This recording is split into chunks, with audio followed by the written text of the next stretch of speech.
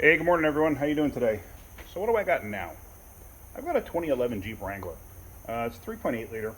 And customer's complaint is intermittently the battery goes dead. And he says it'll go dead one night, and then it'll be fine for days on end. And then it'll go dead, it'll go dead, it'll go dead, and it'll be fine. So what's going on? So I checked it out, and I actually didn't see a draw. It didn't have a draw. But one thing I noticed, which is kind of odd, and I want to show you this. All right, I charged the battery overnight because we had it and it was stone dead. So the battery's charged. It's at 12.3. I did put a load on it just to drop it down because the voltage was a bit high because I had it charging overnight. But anyway, so it's at 12.3. The negative terminal is actually loose, but I'm going to start it up and I want to show you something.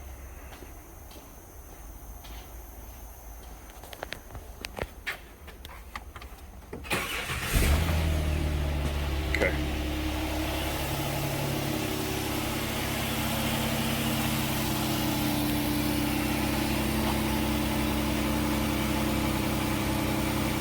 What does that tell you? It tells you it's charging, right? But is it really charging? I wish I had an analog meter, something with an actual sweeping gauge so you could see this. I saw it yesterday briefly. That's what led me to my diagnosis today. Let's look at the gauge again real quick. Unfortunately, I don't have a fluke meter. My fluke meter, I might be able to do it with this, I just don't know how. There is a way on my fluke meter so I can read min-max, meaning what's the voltage now versus the voltage now. And I could see a huge fluctuation in the voltage. And okay, so that's charging, right? Well, if it's charging, I should be able to pull this terminal off. And it should keep running. Why'd it die? Because it's not charging all the time. I saw it briefly with the meter, and that was when the battery was weak, and I actually had to jump start it, so the battery voltage was actually quite low. The battery voltage when I initially tested was only 2 volts. So just jump starting and pulling it in, putting the meter on it, the battery voltage itself actually only got up to about 9 volts. But I could see the thing bouncing between 14 and 9. Okay, but now the battery voltage, let me do this. If I do this, now I hook this to here. Yeah, see, it's 1307. That's because I just charged it. So that's why you didn't see too much of a fluctuation. So now, because the alternator is bouncing back and forth and it's not allowing it to charge correctly, that's why this thing shut off, where it never should have shut off. It should have kept running.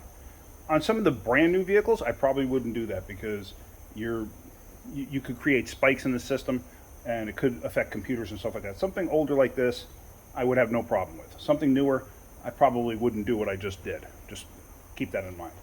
But on an older car, you don't really need a battery. The battery's only there to start the car, and it's there as a damper. On the newer cars, it's very much a damper. It absorbs, voltage spikes, all sorts of stuff that the alternator can create. And also from you're turning on a defrost, a headlights, high beams, whatever. You're going to get spikes in the charging system. So what do I think is going on? The alternator itself is no good. This is going off of years of experience. I'm 99% confident this alternator is no good. And what's happening is it's bouncing down on the voltage, and it bounces down enough so the ignition system can't work, and it shuts the whole thing down. So what I'm going to do is I'm going to put an alternator on it because I know it's a problem. I'd be willing to bet when this thing stops, it stops at a certain point, the alternator stays active, and it's basically drawing down the battery. Like the battery's actually charging the alternator while it's just sitting there. But because the alternator's not doing anything, the voltage goes nowhere except to kill the battery. So what I'm going to do is I'm going to change the alternator out. I'm not going to make a whole video on changing the alternator, but let me just show you briefly what needs to be done. So here it is, the 3.8 liter. And basically, there's a belt tensioner. Just take the belt loose, and you have one bolt here. You have one bolt under here. I don't know if you can even see that. There, you see it there. And you have this one bracket up top here. You have what's probably a 13 under here. Yeah, it's a 13 nut, and you have the one connector for the voltage regulator. So I'm going to take all of that. I'm going to switch this alternator out, and then let's do the same test, and let's see what happens. All right, let's get this changed out. All right, so we're all together now. We're all together now, and let's see if I'm correct. I don't know. I haven't checked it yet. Let's find out. So there, the alternator's on, and these are pretty simple. I mean, legit, that took me, what, 10 minutes? So let's disconnect everything up here. Like I said, I used the vice grips there in case anybody didn't realize. If I didn't mention, I don't know. Just so I had a place to hook the alligator clip, because the alligator clip is not big enough to make it around the post. So let's disconnect this. Hook this up. We're going to leave it loose. The key is still on because it just died before, remember? I'm still limping around. I don't know if you can see that in the camera there, but that's because of my injury I'm still recovering from. All right.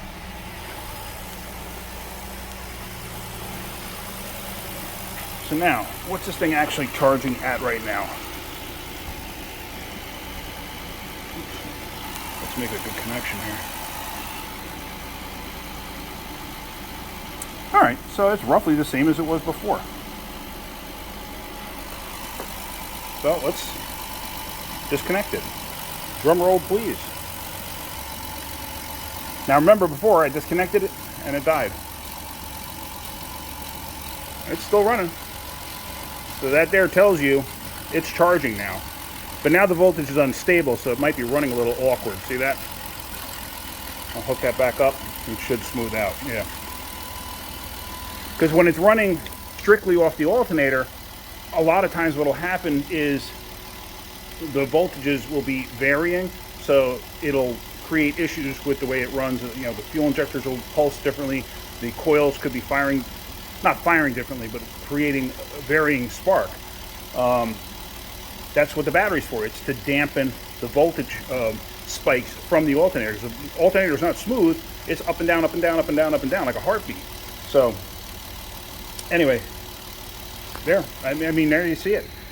I got really lucky. Had I not checked it immediately, and I charged the battery, I would have been chasing my tail. Let me just shut this off. I mean, I legit would have been chasing my tail, trying to figure out what's going on. But luckily, I left the battery weak, and I was able to see that the voltages were dropping down. So, had I had an analog meter, I might have been able to see more than using a digital meter. But I don't have an analog meter. Matter of fact, that's a from Snap-on. It's an old Blue Point. It's a good meter. I prefer my Fluke. I broke my Fluke. I just haven't been able to afford to buy a new one yet. So that's got to come up because I so prefer the Fluke over this meter. It's a good meter. I just really, really prefer the Fluke. So yeah. So anyway, the car lied to me. It said it was charging. The gauge shows it's charging. Everything says it's charging. It wasn't charging.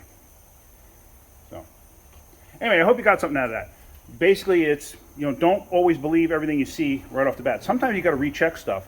You know, stuff that you checked, that checked out okay, that you know, sometimes if you got a gut feeling, you got something in the back of your head saying, yeah, check this or whatever. A lot of times you're right.